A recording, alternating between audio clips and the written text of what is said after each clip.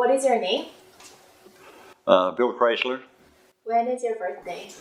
May 4th, 1930, Where were you born? in Hamilton, Ontario. When did you join the army?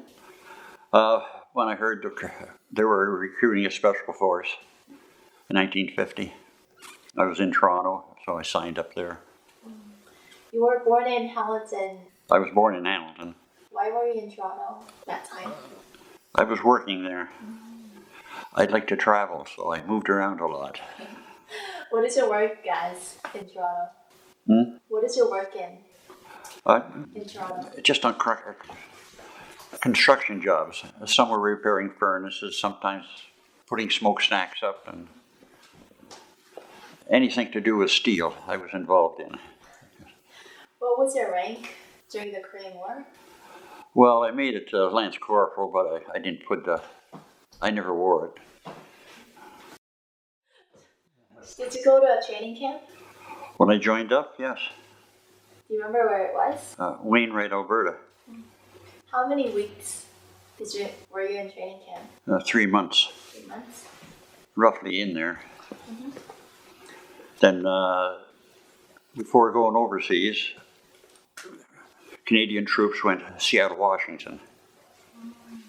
That was to start training in the hills. But then the 2nd Battalion I was with, we didn't get no training in because we shifted out over to Korea. And that was the time that the Chinese come in, time we landed there. So things were pretty exciting at that time there, Busan. Then we went back into training before we went up into the hills. We trained in the hills in Korea because we didn't get any training in Seattle, Washington. How long was the training period in Busan?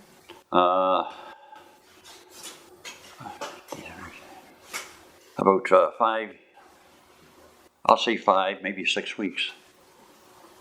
To get used to the hills, climbing with all your gear up and down the hills and that. And it's a lot different than working on the flat ground. Do you remember the routines in the training camp? And, digging holes and setting up the defensive positions and just army stuff. And how was the climate? The climate, that wasn't bad for being in December and down just outside of Busan. Mariang, I think, that was where we done our training. Or we were there anyway. That's going back a lot of years. So, which battle did you serve in? I beg your pardon? Which battle did you serve in? Well, the biggest one was Cap Young. And getting up to that, I don't know where I was. It was one hill after another and where we were moving, so. What was your duty in the army? I drove half-track as a mortar platoon. And the crew went with us, and then we had a 50 caliber and a 30 caliber mounted on the half-track in case we run into trouble, which we did a few times. Did you have enough training driving the half-track? Well, I was in the reserve army before I joined up to go to Korea, and I could drive most of it, nearly any piece of equipment. I was with the RHLI, Royal Hampton Light Infantry, for 3.5, 4 years. What made you want to join the army or the special force? I guess I was looking for excitement. As a teenager, I was roaming the country, traveled all over Canada, and I never thought I'd get a chance to go overseas until the Korean War. They were looking for volunteers, so that's when I joined up. I had training before that, so I knew what I was going to get into. Can you tell us about your childhood growing up in Hamilton and working in Toronto? Well,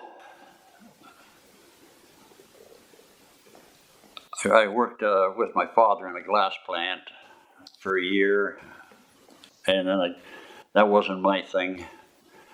And I went to night school to become a welder.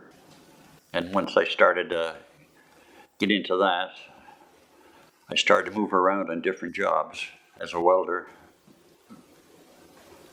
And I happened to be in Toronto working, and that's when they were calling up for the Special Force.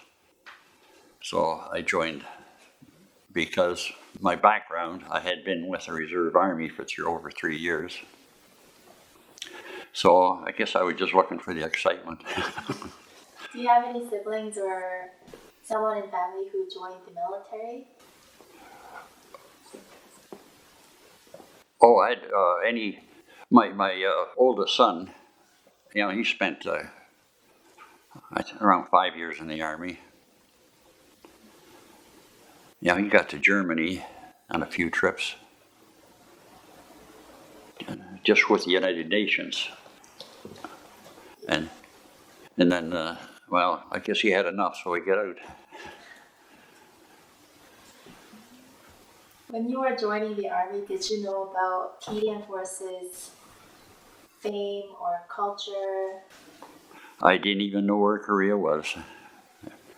It was in Asia, and I figured, well, here's my chance to go to Asia. Did you have any fear about the war at all? Oh, yeah, I was nervous, all right. But the Second World War, I had many relatives in it, eh? And then the news about what's going on over there. That's what made me join up in 1945. But I was hoping to get there, but as on occupation, but I was too young, actually. I was only 15 when I joined up. So I stayed in and then I got out. And that's when they were calling up to go to Korea, so I just wanted to go there then. It's a different world, different thing. I was nervous, of course, but I guess we all were at the time when we joined up to go. Because all of us who were there were just, we knew what was going on in the Second World War, and I think that's what made a lot of guys join up and volunteer. Nice. I'm doing the best I can. So from Toronto, you went to the training camp in Alberta? Yes. And how did you get to Korea, to Busan?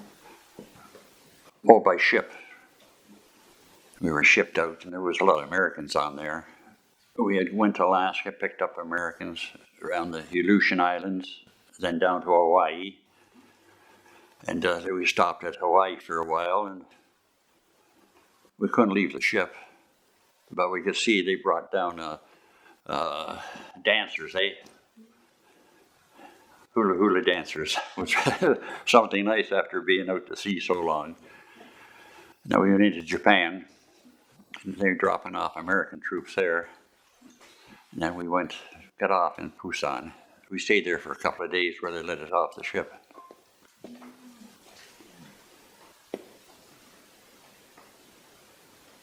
Seems like a long period of time and a lot of stops. Do you remember the conditions in the ship?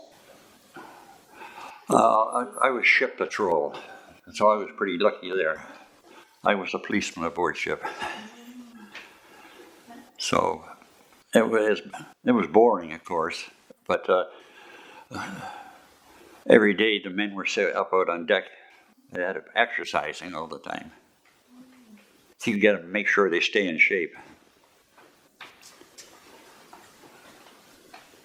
So you'd be exercising all day? Well, off and on, yes. Well, a good part, that's about all day, and mainly just to stay in shape. And how was the sleeping condition and the food on the ship? For me, I can't complain. And conditions on the ship, we were packed in there like cattle. I'm so tall, eh? And my bed was way up the upper deck. And it was hard to get in and out of there. So I remember it quite well. And I believe, too, as we were going over, there were, I guess they had submarines following us, make sure everything was okay. Because they'd surface at night. You can see them flashing their lights, signaling one another, eh?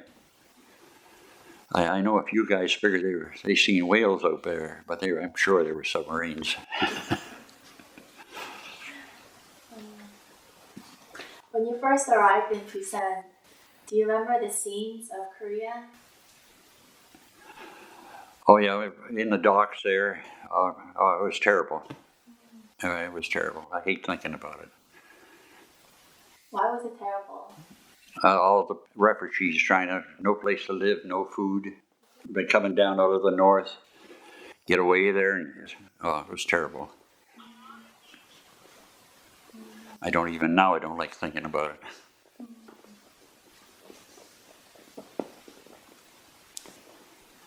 Especially you seeing little kids there, eh? Crying, hungry, big bellies because they had no food. It was terrible. Did you know why you were dispatched to Korea? Did they explain it as peacekeeping action or a war? They didn't call it a war. I forget what the name was now. They called it. I can't think of the name. Was it policing action? Oh, yeah. Yeah, a police action. But there was no police action, I'll tell you that. So you didn't expect quite a scene like a war, but when you... Well, the way they explained it, eh? But I think we all knew what we were getting into. Even before you arrived in Busan? Yes, I'm pretty sure. Because, the North, they wanted the South, eh? So we knew it wasn't going to be no peaceful one. And so I was expecting it, and everybody else was. Can you tell us about Battle of Kapyeong? Oh yeah. Yeah, we got called out in a hurry. We were in a rest camp. If I remember right, didn't have many. As we pulled out, we weren't fully loaded. I didn't have it for my half track, and we didn't have enough equipment on there. Not enough bombs, not enough machine guns. We pulled out so fast. Got up into the higher hills. We knew the Australians were over to our right in lower hills. And we knew that the Chinese were going to try and break through because it was a valley leading right down into Seoul. Eh? I guess through history there, that's when the wars were on, that's where they came. And we set up, we were in the higher hills than the Australians were. But they hit the Australians first, and all we could see them, what was going on. Once the Australians got hit pretty bad, they had to slowly pull out, and then we were the next one to hold the lines. But we held anyway. It was quite exciting. You were right on the front lines with your truck. Oh yeah. Can you describe the scenes of the war? Well, where we were set up, the colonel was in behind us in the tent. We could look right down onto the roadway, and we knew we could see them, the Chinese going around. They were circling us. Because I know I borrowed a pair of binoculars, and there's two of us. We worked our way down as best we could out of sight, and there was a house down there, and just watching them machine gunning that house there. I get anybody inside there, I never knew, but they weren't taking any chances neither. So they just machine gunned the place. I think there was roughly about 4 Chinese there, machine gunning through the door. And then they went. So we knew we were going to be in trouble. So we were waiting for him. Nobody seemed to be too nervous anyway, because that's why you joined up, I guess. We got, they came at like being mortars there with 4 machine guns there. They're estimated around 500 came for us, but they didn't get past those machine guns. And sort of, if we hadn't been there at that location there, they could have got around in behind a rifle company, Baker Company. But we stopped them there. And then they just moved elsewhere for a while. There wasn't much for us. They were hitting other positions, but and the dog company really got it bad. Estimated they're just attack after attack. Everybody running out of ammunition, but the Chinese just fought at night. So everybody's running out of ammunition. But the next day there's a big airdrop. We were well supplied again. And we never seen the Chinaman anymore. But there was hundreds laying all over. A lot of machine gun fire, artillery fire. Dog company was getting hit pretty hard, and here they're bringing artillery fire down on their own position. But the men there, they were dug in deep, and I think something like about 40 minutes or more. Artillery fire coming in from the New Zealanders, Artillery coming in to get the Chinese off the hills. But once we got the ammo in, when the planes came through there, they never came back again.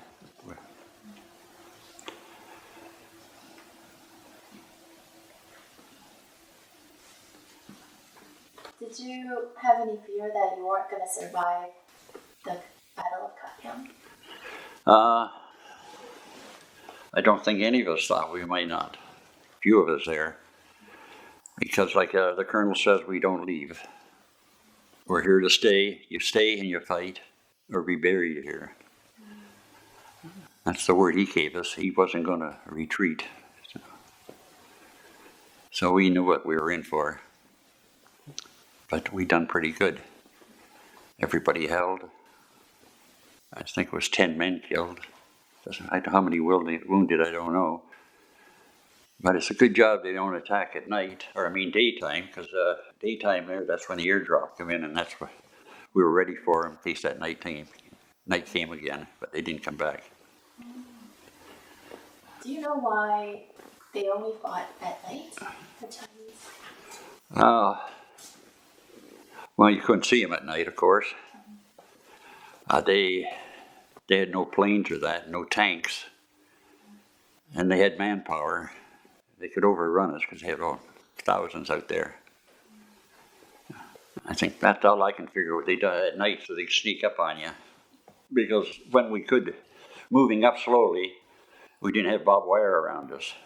And we had to set booby traps. But once we got into a holding position, we'd have barbed wire put around. And if they sneak up, we'd hang grenades or tin cans with stones in them to rattle, so we knew if somebody's at the wires trying to get through. So, I hope. And do you remember other battles that you fought in? You may not remember the name of the battles. I don't remember the spot. There was another spot we got into. The infantry, the riflemen were all up on the hills. And of course, I was with mortars. We didn't go into the hills, but a lot of times I took my machine guns up into the hills. But we had a wire all around us because they're up in the top and we're by ourselves down in the valley there. And at night they'd come. They were sneaking around trying to dig holes in at night because during the day we would find where they're trying to dig themselves in. And myself and another fellow, I don't know what his name was, we left the area and chasing Chinese into a village. He disappeared. I know he was all right. I'm looking around. Holy smokes, I'm by myself, so I hope I can get back to which I did. I'm glad they weren't shooting at me trying to get back into my own area. And you mentioned you went past the 38th parallel during the war. I forget how. Yeah, we did go through it. I'm positive.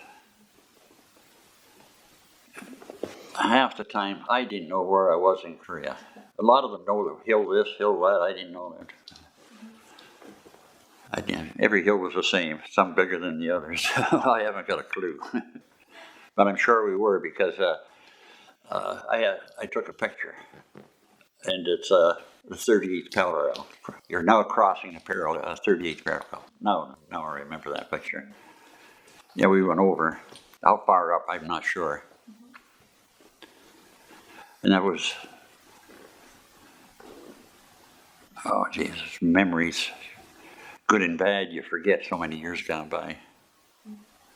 But all I can say, it was an exciting time. And for the year that you were in Korea, when you were not in the battles, were you on patrol or what did you do? Oh, we were in the lines most of the time. You just come out of the lines, a rest period, because when you're up and along the lines, you're doing night duty all the time, and you don't want to sleep too much because that's when the Chinese attacked at night. So we take turns. Some would sleep and some would stay awake. And I know I took my guns off the half track and I used to go into the hills. And one position I always remember, all I remember his name, a little young fella, Kim.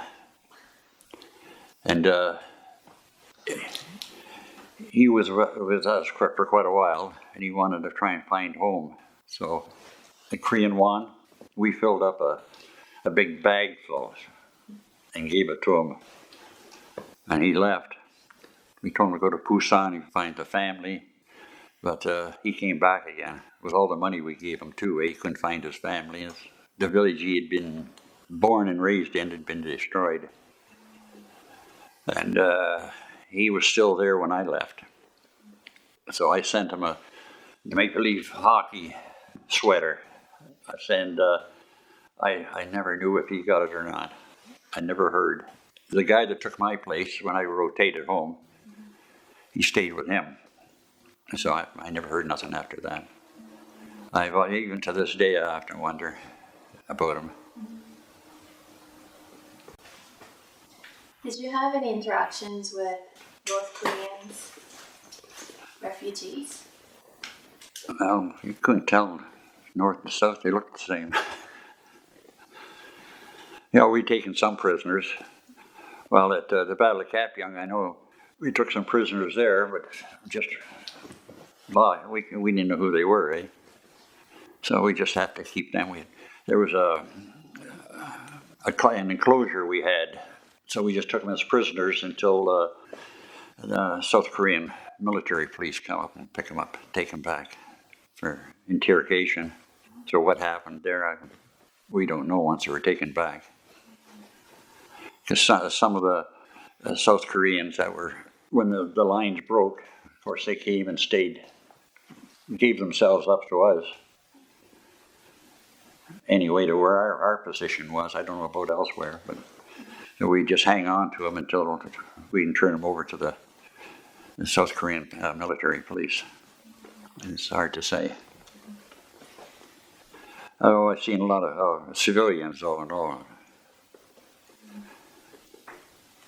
We moved into one spot, and an older fella came there, and on my half track, I had a big saw, axe, and that, in case we got to cut stuff down. He pointed at my axe. He wanted it for some reason. So I let him have it, and then I followed him.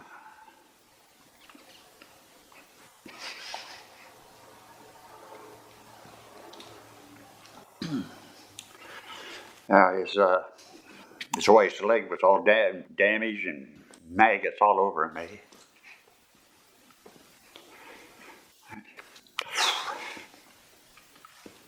chopped the leg off. And he tried to clean it as best he could, eh? That part sticks in my mind. Sorry. And there was no one to help him? He had no help for him.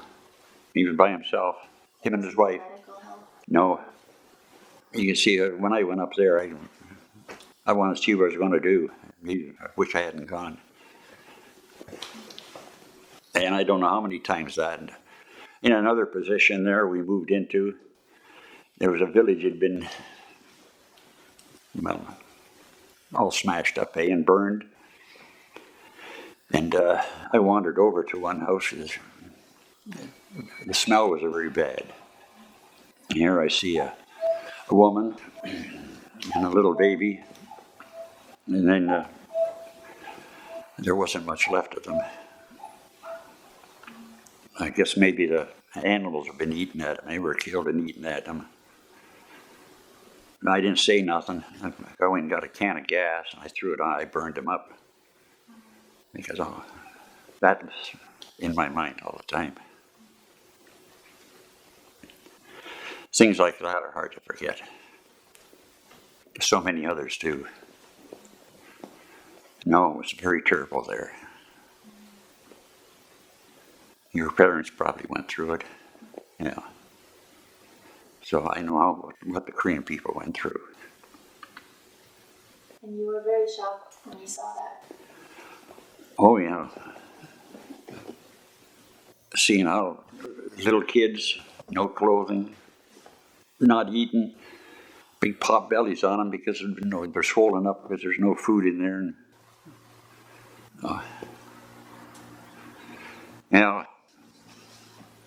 I've lived with that in my. I try to forget it, but it comes back all the time. Even until now, you still remember this? Oh yes. And do you have nightmares about them? Well, at times things will come back, and I'll wake up. And, you see it, eh? It's in your mind. Something like that you don't get rid of. You try to. I try to forget the worst I've seen, but it always comes back. And try and remember the good times we had. weren't many. No, that's about all I can say there. No, you never forget. You must have some type of post-war depression when you came back because of those memories. I have a what? Post-war depression? Did you have any depression after you came back?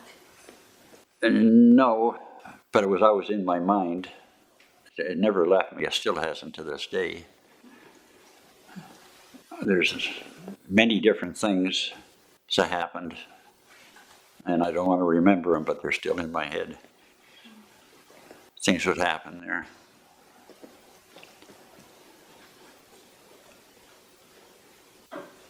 Especially along the lines, I volunteered a few times to go out past the lines, and it was just to stay overnight outside the lines to hear what's going on. And I forget what you call it now. I've been in the Army too long. Oh no, I think anybody there that's in combat there, they live with it yet to this day. What happens outside the line? Oh, that was just to report what you hear. Truck movings and that. Keep track during the day. Don't get caught there. Stay out of sight so you don't know. You're in a forward position. I forget what they call it now. But it was a listening post at night. You'd be out in front of our barbed wire.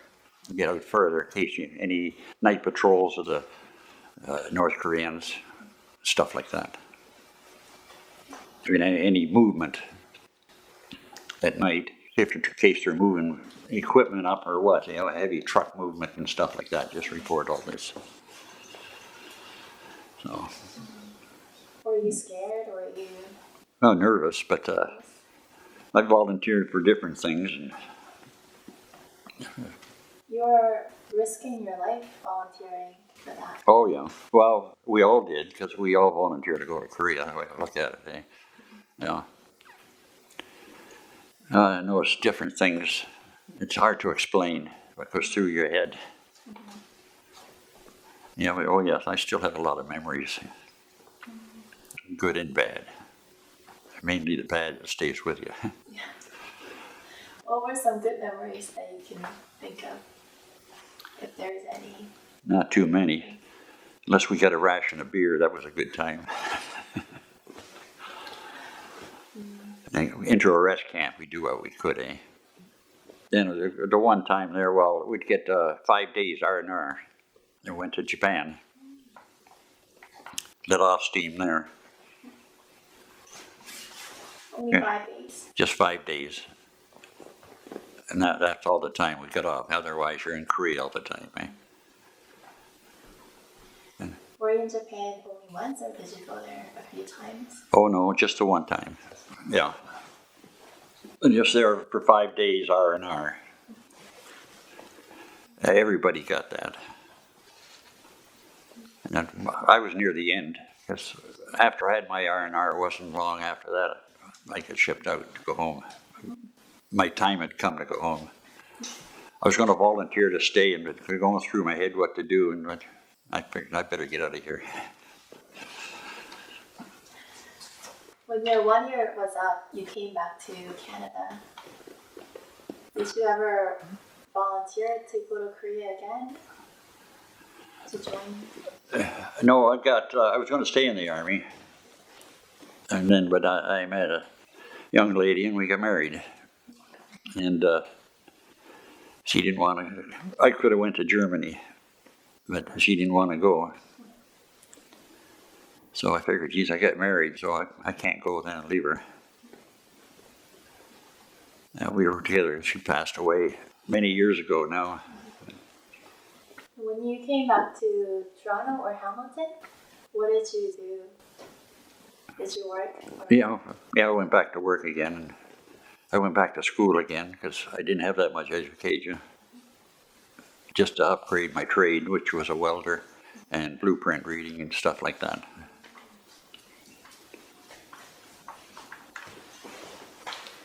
Can you tell us about what kind of work you did and where you worked for these years after you came back from Korea? I worked all over Canada, traveling here and there. And then an American company bought our company. And I'd been into my trade quite a while. And I guess I had what they wanted there, and they started to do work overseas. So they asked me to go to Italy. So I went to Italy. I was there for a year. I came back. And of course, my wife and kids stayed here. I'd leave them for a year. And then later on there's Okinawa. They had a big job there. And I talked to the wife. The money was good, and I figured this is a chance to get ahead, put some money in, get our own house. So I was gone for over a year there in Okinawa. We were building a big refinery there on an island just off of Okinawa. Like me being wanderer in Canada, that was a great chance for me. Here, I'm going to travel the world now. To go out again. So I went to the Philippines, then to Korea.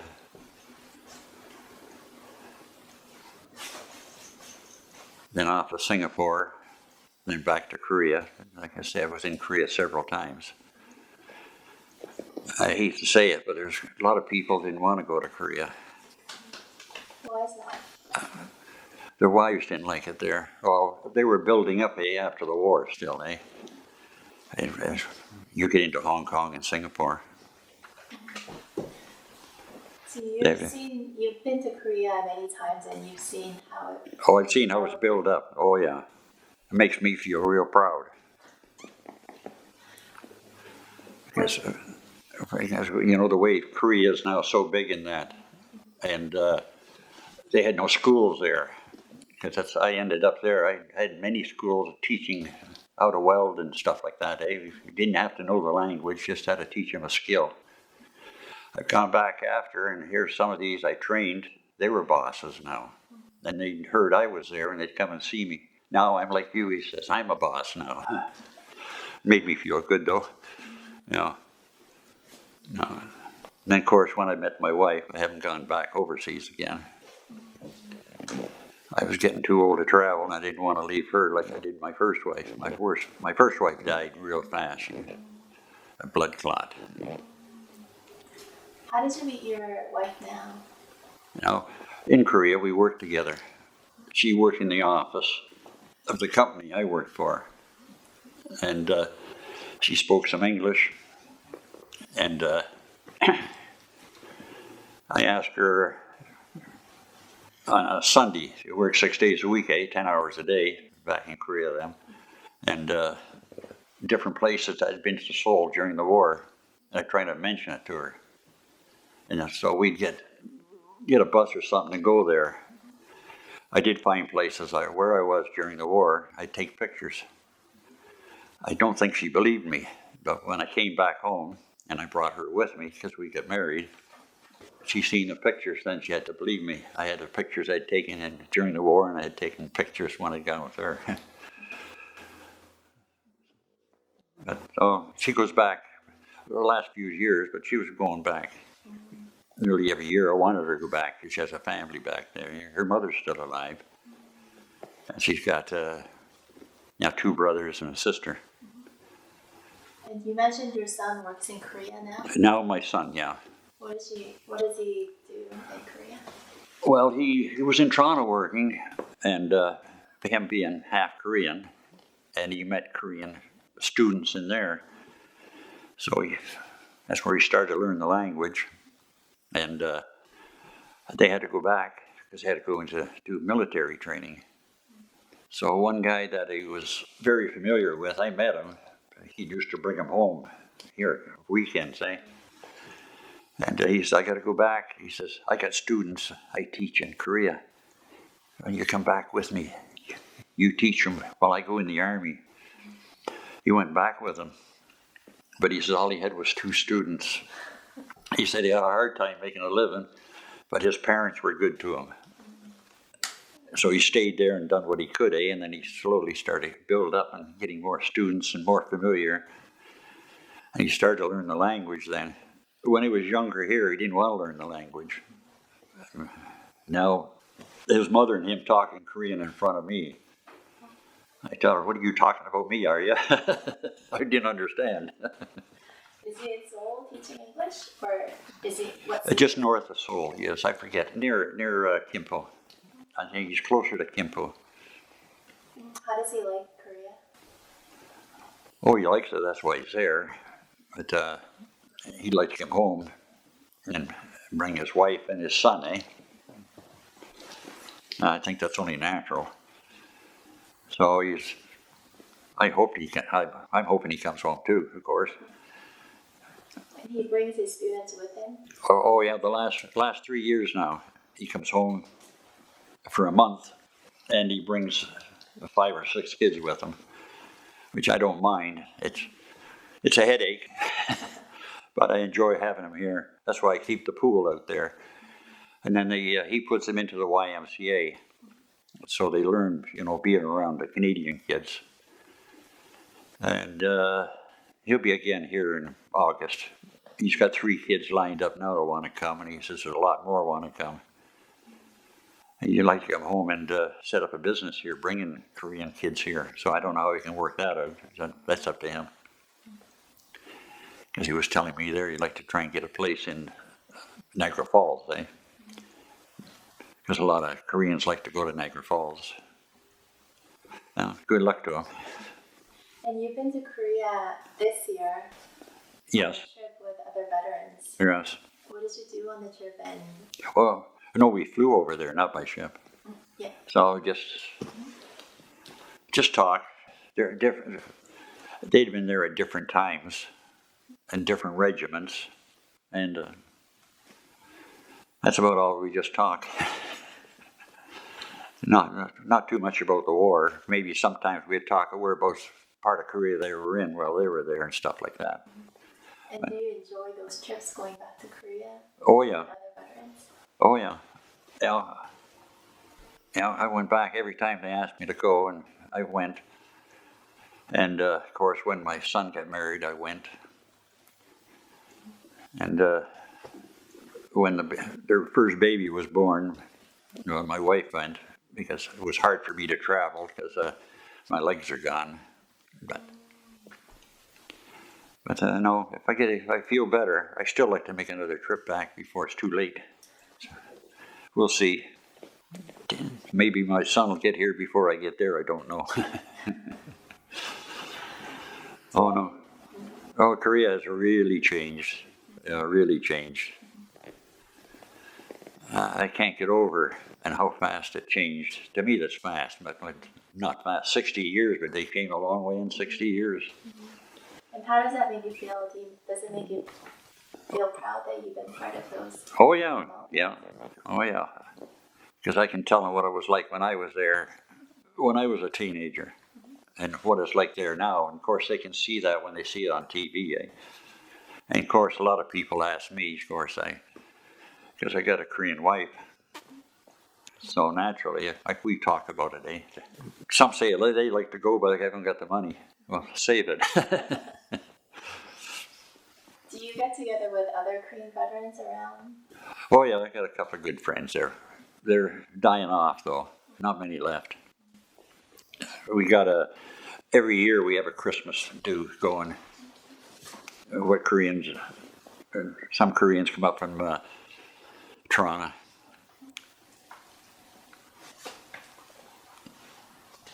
Do you have any lasting words before we finish the interview?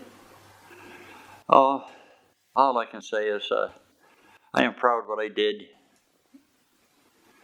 because for what I seen at the start and what I seen just since I was there last time there is amazing, and how the whole world has changed for them, and I'm glad I was part of it. Thank you. Thank you. I hope that's all right then. Yeah, that's